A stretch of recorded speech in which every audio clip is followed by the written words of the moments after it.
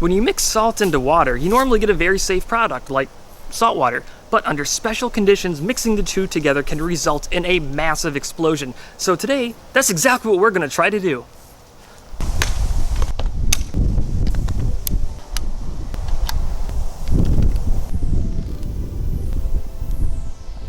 So I first saw this video a couple months ago posted by the channel What We Made, and the guy just took some molten salt and poured it into the water. It started exploding and splattering all over the place, and I couldn't figure out why it was happening.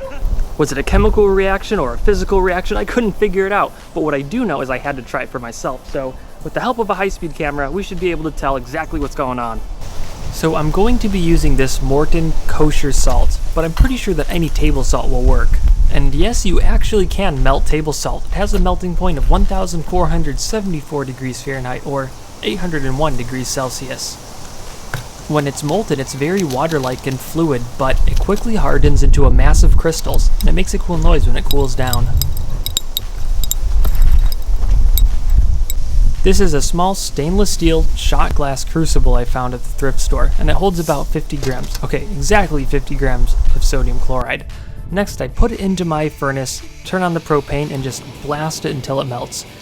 This takes about 10 minutes, and you can tell when it's melted because the bright yellow sodium flames coming out the top.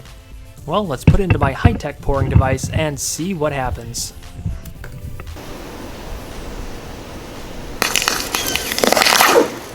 That wasn't too bad. We survived. Well, I was expecting an explosion, and that hardly splattered at all. I'll try this again. 2, 1.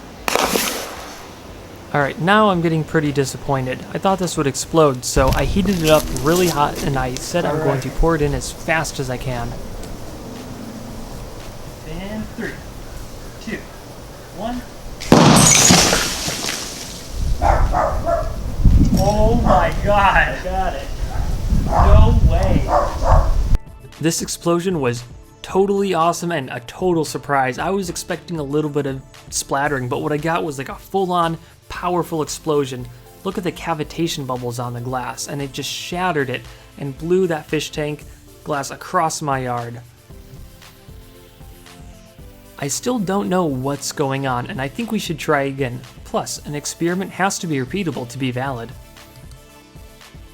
That last shot was awesome, but I think it was a little bit overexposed, so I put a zoom lens on it and I cranked down the exposure so it'll be darker and maybe we can see better what's going on. If this one goes boom, we gotta protect your little doggy ears too. Good boy.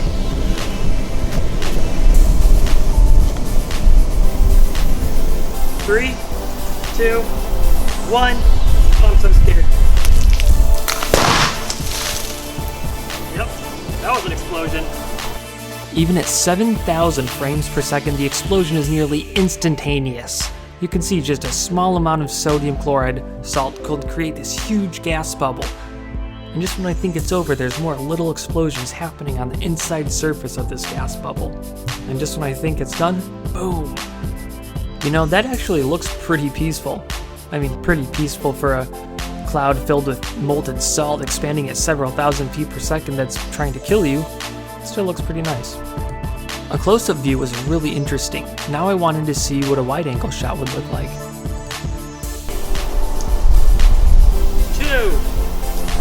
1. Cool. It's really interesting to see the force of this explosion. The glass on the fish tank flexes back and forth and the whole thing jumps up an inch into the air. It probably displaced about 2 gallons of water out of the fish tank. This did end up breaking my fish tank, but not really. It just separated the glass from each other without breaking it.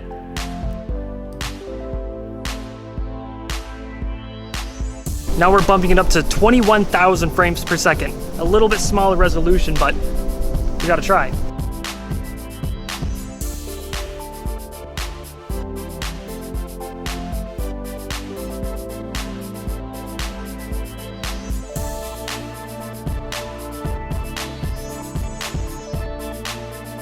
Alright, so we got a new fish tank and we're ready to try some other salts. The first one we're going to try is borax. It's like a laundry detergent booster, and it also has use as a flux in like casting. You put it on top to keep the oxygen away. And it contains sodium tetraborate, so it's an ionic compound, and we'll see if this one explodes too. All right, 3, 2,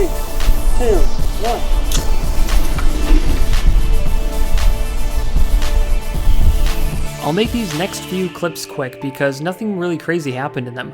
I poured borax, sodium carbonate, and boric acid into the fish tanks. They were protected by the Leidenfrost effect the whole time, so they were never able to contact the water directly, which means they never exploded. So it's kind of interesting why salt explodes, but not the other ionic liquids, even with a higher melting point. Alright, so if this is chemical, I think I have a way to test it out. So some of you guys might think that it's the sodium and the sodium chloride that's reacting with the water. So I've gone ahead and I've chopped up like 5 grams of sodium metal, and what we're going to do is melt it and pour it into the fish tank. So if it's a chemical reaction, we should see the same style and speed of explosion that we've been seeing so far. I think this is the stupidest thing I've ever done. 3, 2, 1.